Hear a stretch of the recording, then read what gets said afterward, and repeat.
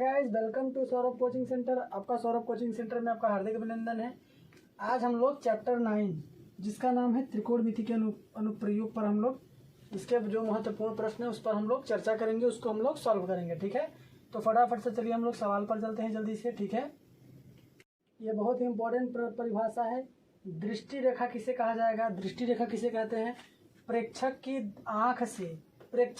आंख से प्रेक्षक द्वारा देखी गई वस्तु के बिंदु को मिलाने वाली रेखा को दृष्टि रेखा कहा जाता है। ठीक है, जैसे मैं थोड़ा सा समझते हैं। जैसे ये कोई बिंदु हो गई, ठीक है, यहाँ कोई प्रेक्षक हो गया, ठीक है, यहाँ कोई प्रेक्षक हो गया, ठीक है, प्रेक्षक की आंख, ये प्रेक्षक हो गया, इसका आंख हो गया, ठीक है।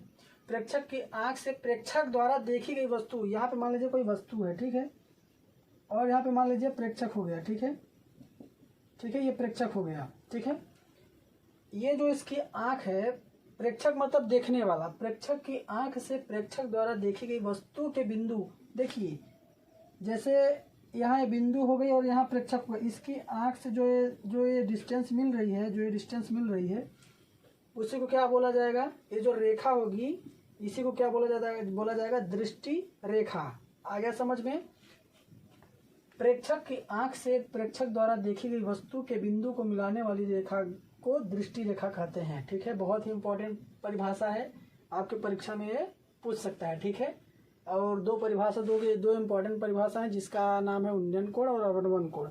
उसका परिभाषा हम लोग जानते हैं, फिर हम लोग चलते हैं फटाफट से सवाल की तरफ। ठीक है गाइस, ये दो परिभाषा हम लोगों के सामने आ चुकी हैं जो कि बहुत ही इंपॉर्टेंट परिभाषाएं हैं। एक दृष्टि रेखा किसे बोला जाता है और एक उन्नयन कोण और अवनमन कोण किसे बोला जाता है। ठीक है, तो उन्नयन कोण किसे बोला जाएगा? वह स्थिति जिसमें वस्तु को देखने के लिए हमें अपने सिर को क्या करना पड़ता है?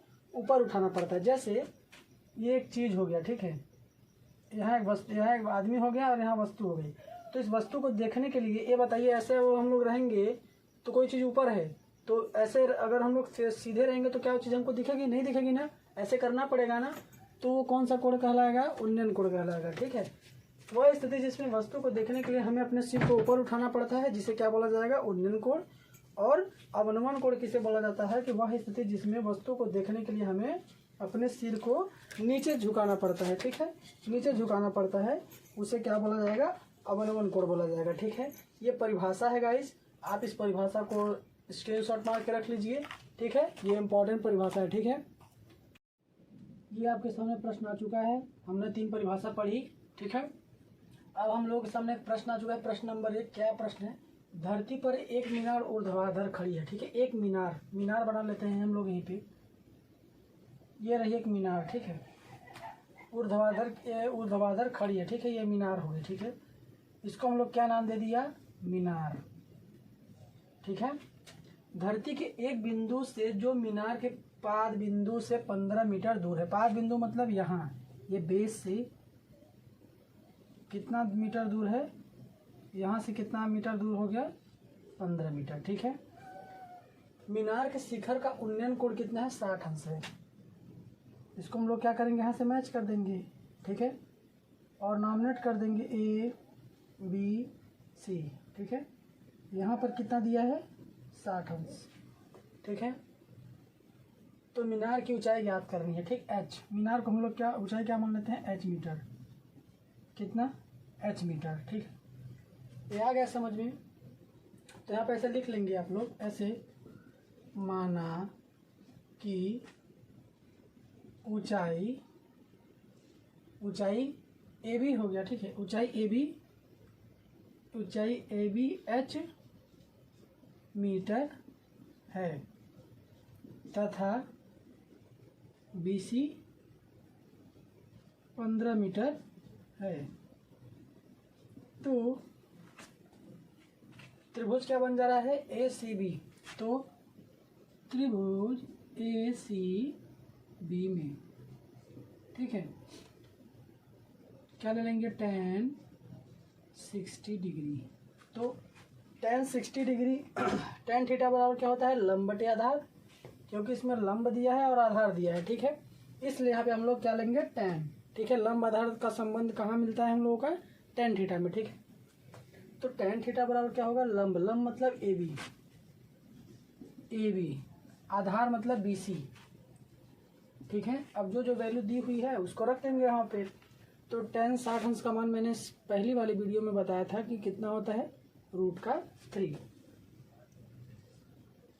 बराबर ए बी ज्ञात करना है तो उसको हम लोग बोल देंगे h बटे बी सी मतलब 15, ठीक है। अब यहाँ से h का मान कैसे निकलेगा, h बराबर 15√3 मीटर, ये आपका आंसर आ गया। देखिए इसका गुणा हम लोगों ने यहाँ कर दिया, देखिए कितने सरल तरीकों से हम लोगों ने इस सवाल को हल कर लिया। बस गाइस ये आपका आंसर आ गया, ठीक है। बहुत ही आराम से हम लोगों ने सवाल को हल कर लिया। देखिए 2 लाइन का सवाल है, पहले ऐसे आना है, फिर पहले ड्राइंग बनाना है, फिर ये लिखना है, फिर ये थोड़ा सा करना है और उसको तिरछा गुणा कर देना आता है, ऐसे लिख देंगे। आता है मीनार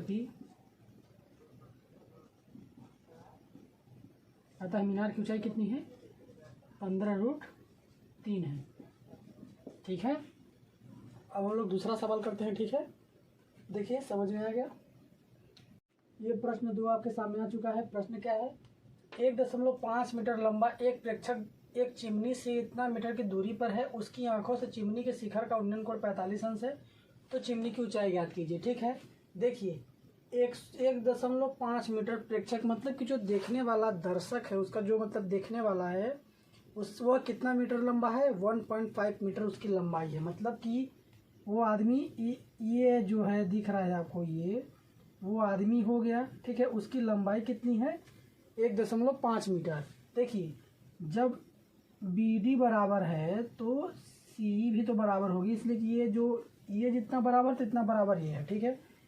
डी बराबर है और बी सी बराबर है। देखिए दोनों 28.5 दोनों, क्योंकि ये दोनों बराबर हैं, जितना ये होगा जितना ये होगा, ठीक है। वही उसी प्रकार जितना ये है तितना ये भी है, कोई दिक्कत यहाँ तक। तो इसमें मान जांच लीजिए आप लोग कैसे करेंगे, ऐसे करेंगे। माना कि बी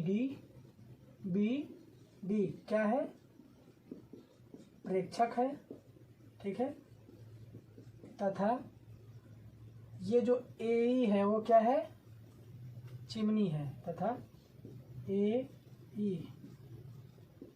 चिमनी है, ए क्या है, चिमनी है, ठीक है, तथा ए बी सी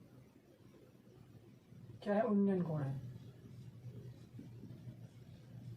यहाँ पे समकोण होगा, ठीक है। उन्नयन कोण है जिसमें सी क्या है, समकोण है, ठीक है। समझ में आ रहा है। तो आप क्या करेंगे, देखिए यहाँ से आप थोड़ा सा कुछ निकालिए। ए ई बराबर देखिए ये पूरी डिस्टेंस यहाँ से और यहाँ तक किसका योग है, ए ई बराबर क्या होगा, ए सी प्लस सी ई, ठीक है, सी ई, कोई दिक्कत। देखिए ए सी प्लस सी ई को जोड़ेंगे तभी तो ए भी आएगा गाइस ना, ए ही आएगा, ठीक है। तो ए ई का वैल्यू कैसे होगा, ए सी का मान कितना दिया है, ए और सी का मान कितना दिया है, एच, तो यहाँ पे लिखेंगे एच प्लस सी का वैल्यू कितना दिया है, 1.5, ठीक है। इसको आप लोग बोल सकते हैं समीकरण 1। कोई दिक्कत यहाँ तक गाइस समझने में। देखिए मैं बहुत ही इजी तरीके से चल रहा हूँ, ठीक है। और आप लोग जान ही रहे हैं कि बी डी बराबर सी ई है, कितना डिस्टेंस है, 1.5 मीटर, ठीक है। और तथा बी सी बराबर कितना है, डी, इसका डिस्टेंस कितना है, 28.5 मीटर, ठीक है। यहाँ तक कोई दिक्कत गाइस, ठीक है, यहाँ तक आपको कोई दिक्कत नहीं है ना। बस कुछ नहीं है, जो है बस वही मैं लिखा हूँ, ठीक है। अब हम लोग क्या करते हैं, थोड़ा सा अब लगाते हैं इसमें त्रिभुज ABC में tan 45 अंश बराबर, देखिए जब ABC का बात कर दिया तो लंब कितना होगा, AC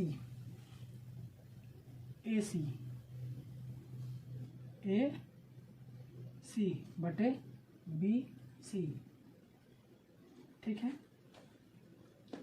BC आ गया इस समझ में, ABC, ठीक है।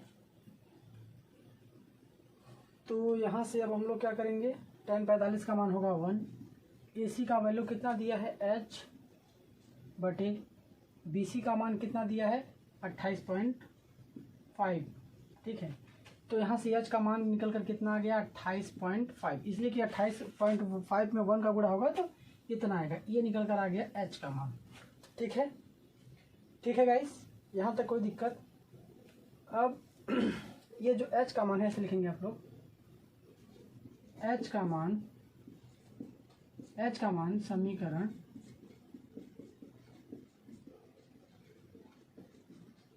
1 में रखने पर, ठीक है। देखिए समझिए, H का मान जब हम लोग समीकरण 1 में रख देंगे तो A का मान निकल कर आ जाएगा कि नहीं आ जाएगा गाइस। तो A बराबर H प्लस 1.5। अब देखिए H की वैल्यू यहाँ से कितना निकल कर आई है, A बराबर 28.5 प्लस 1.5।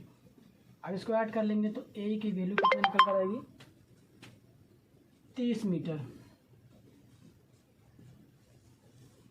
अतः ये जो 30 मीटर निकल कर आई है, यही मीनार की ऊंचाई कितनी हो जाएगी, 30 मीटर। आप लोग लिख दीजिए आंसर, ठीक है। समझिए गाइस इसको, ये कोई टफ नहीं है, ठीक है। मैंने बहुत ही इजी तरीक़ों से बताया है। इस सवाल को आप एक बार 2 बार प्रैक्टिस कर लेंगे तो आपको बड़ी सरलता से ये सवाल आपको आ जाएगा, ठीक है। दूसरा सवाल चलते हैं हम लोग, ठीक है।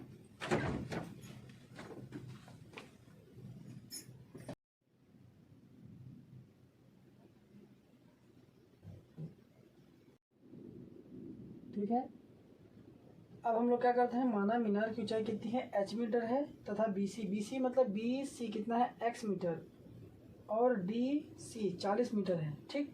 अब ये बताइए कि जो BD है वह कैसे आया होगा, BD कैसे आया होगा, DC और BC को जोड़कर ही तो BD आया होगा ना। तो यहाँ से BD का मान कितना निकलेगा, DC मतलब 40 प्लस BC मतलब x, ठीक है। ये एक समीकरण मान सकते हैं या फिर नहीं भी मान सकते हैं, मान लेते हैं, कोई दिक्कत वाली बात नहीं है, ठीक है। अब इधर जगह नहीं है तो मैं इस सवाल को थोड़ा सा मिटा देता हूँ, ठीक है। मैं इधर मिटा देता हूँ,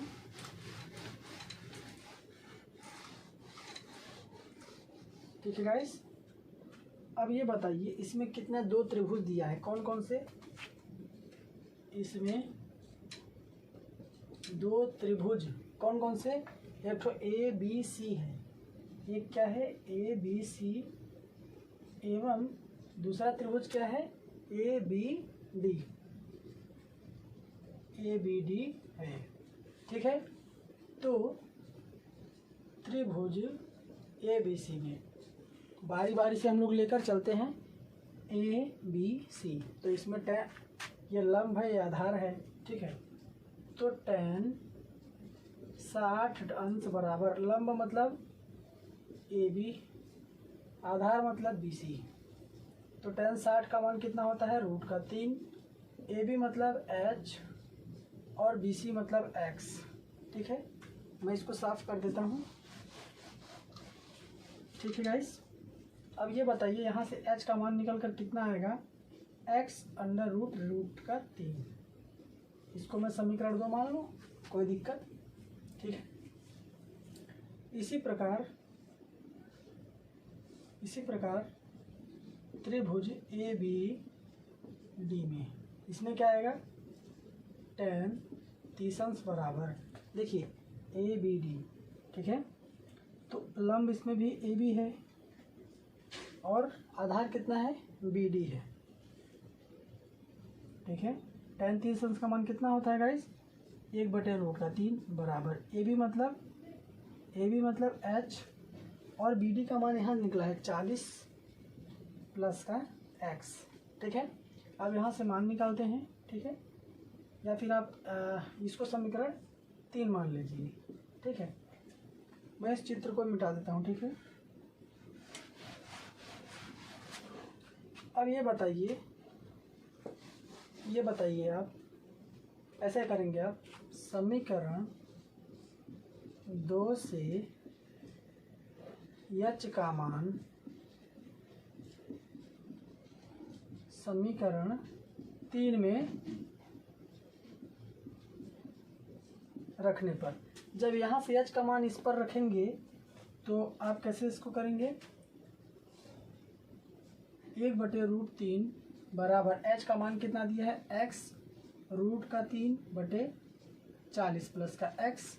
अब इसका गुणा यहाँ कर लेंगे, इसका गुणा यहाँ कर लेंगे, तो ये इधर जाएगा तो 40 प्लस का ये x बराबर, ये √3 में √3 का गुणा होगा तो यहाँ से 3x निकल कर आएगा। नहीं समझे? यहाँ √3 में √3 का गुणा होगा तो 3 और x में होगा तो x। अब यहाँ से 40 बराबर 3x, ये x इधर आएगा तो माइनस का x हो जाएगा, ठीक है। तो 40 बराबर ये 2x बचेगा। अब यहाँ से x का मान निकल कर आ जाएगा 20, ठीक है। यहाँ से x का मान निकल कर कितना आ गया? 20, ठीक है। अब क्या करेंगे? अब x का मान समीकरण 2 में रखने पर, x का मान समीकरण 2 में रख देंगे तो h बराबर 20√3 आ जाएगा।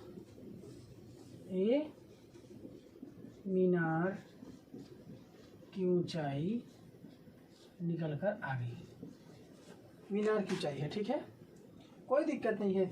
ये जो x का मान यहाँ पे हम लोगों का निकला है 20, यहाँ पे x की जगह पर रख देंगे 20 और √3, तो 20√3 हो गया। समझ में आ गया? समझ में आ गया गाइस? ऐसे जाना है, फिर ऐसे जाना है, ऐसे आने के बाद फिर यहाँ से हम लोगों ने मान निकाला है, रखा है यहाँ पे, x का मान यहाँ निकला है, फिर और यहाँ से आंसर आ गया गाइस, ठीक है। एक 2 सवाल और करते हैं, फिर इस सेशन को हम लोग ख़त्म करते हैं, ठीक है। अगले सवाल पर हम लोग चलते हैं, ठीक है। ठीक है गाइस, याद अच्छे से नोट कर लीजिए।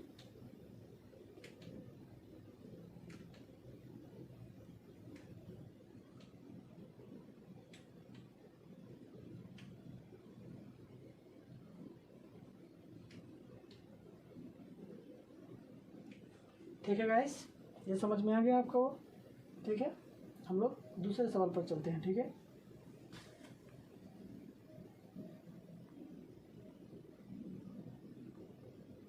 ये प्रश्न चौथा है।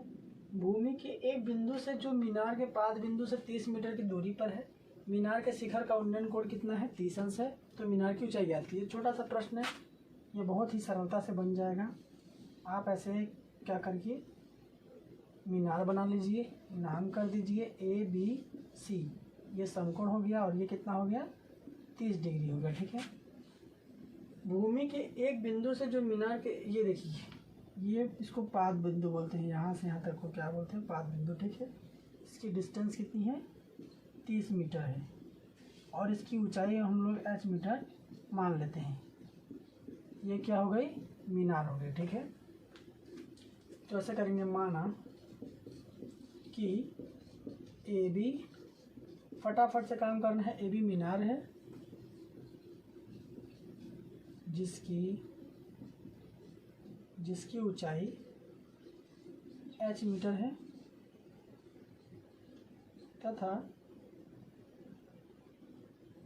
त्रिभुज ACB है जिसका B कोण क्या है? समकोण है, ठीक है। तो क्या करेंगे? लंब और आधार दिया है, तो लंब और आधार किसको प्रदर्शित करता है? tan को। तो tan 30 अंश बराबर लंब मतलब AB और आधार मतलब BC। तो tan 30 का मान 1/√3 बराबर ए बी मतलब h, बी सी मतलब 30। ठीक है, ये समझ में आया। अब इसका गुणा यहाँ कर दीजिए तो कितना हो जाएगा 30/√3 बराबर h। अब ये जो आर में दिख रहा है √3, इसका क्या कर देंगे परमीकरण, तो 30/√3 गुणे √3/√3 बराबर h। या का चिन्ह लगाएंगे, या का चिन्ह, या का चिन्ह। ठीक है, यहाँ से क्या होगा कि 30√3 हो जाएगा, √3 में √3 का गुणा होगा तो 3 हो जाएगा बराबर h या। ठीक है, ये कट जाएगा, 3 एकम 3, 30 बार में कट गया, 10 बार में कट गया, तो ये 10√3, ये h का मान आ गया। ठीक है, आप लोग ऐसे लिखेंगे, अतः मीनार की ऊंचाई कितनी है 10√3 मीटर है। ये आपका फाइनल आंसर आ गया गाइस। ठीक है, आप लोग इसको अच्छे से नोट कर लीजिए, समझ लीजिए दिमाग लगाकर। ठीक है, एक सवाल और करते हैं, फिर इसको हम खत्म करते हैं सेशन को। ठीक है, ये 5वां सवाल है। क्या है सवाल, भूमि के एक बिंदु से एक 20 मीटर ऊंचे भवन के शिखर पर लगी एक संचार मीनार के तल और शिखर के उन्नयन कोण क्रमशः 45 अंश और 60 अंश है। मीनार की ऊंचाई ज्ञात कीजिए। Very very very important question है। ठीक है, ये हो गया DC क्या हो गया, भवन हो गया जिसकी ऊंचाई है 20 मीटर, और AD क्या हो गया, मीनार जिसकी ऊंचाई है h मीटर। ठीक है, तो इसको हम लोग हल करेंगे कैसे, ऐसे हल करेंगे। ठीक है, माना कि AD क्या है, मीनार है, AD क्या है, मीनार है जिसकी ऊंचाई कितनी है h मीटर है, तथा DC कितना है, DC क्या है, भवन है, DC क्या है, भवन है, जिसकी ऊंचाई कितनी है 20 मीटर है। तो अब ये बताइए, AC जो आया है AD और DC को जोड़ के ही तो AC आया है ना, बात सही। तो AC कैसे निकालेंगे, AD प्लस DC। ठीक है, AC बराबर AD मतलब h प्लस DC मतलब 20। इसको समीकरण 1 बोल सकते हैं हम लोग कि नहीं बोल सकते हैं, आप बोलेंगे बिल्कुल बोल सकते हैं। इसमें कितने त्रिभुज बन रहे हैं, 2 त्रिभुज बन रहे हैं। ठीक है, इसमें